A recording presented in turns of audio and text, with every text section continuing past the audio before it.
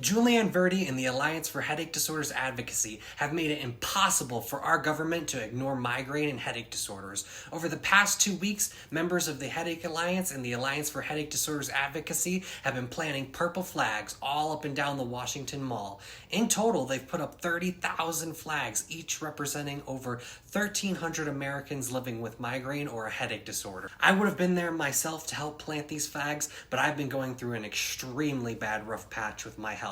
I did, however, go out and plant 50 flags, one for each state of the United States, behind my house. Julianne honored my previous dedication to Headache on the Hill by placing my picture on display on the Washington Mall, where I was able to represent those living with new daily persistent headache. A 24/7 headache that doesn't ever stop. I've been living with new daily persistent headache going on 9 years now with no FDA-approved treatment in sight.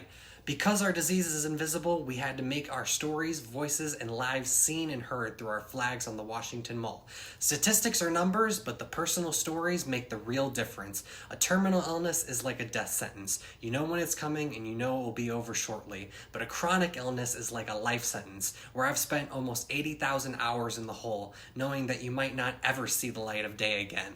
This disease has stripped my life away from me like I am in jail. Any plans to secure a job are gone because of how debilitating this life is. I wasn't able to go to college, I often miss out on seeing my friends and family, and I've had several relationships fade away where I've been left and forgotten.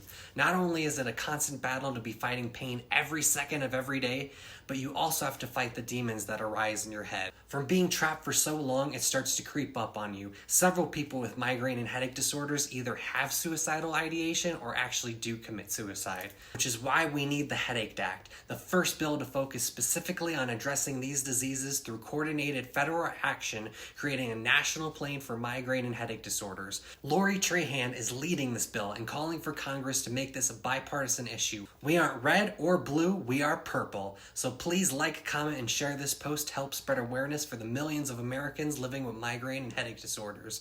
Together, through our actions and determination, we can make a real change for our community.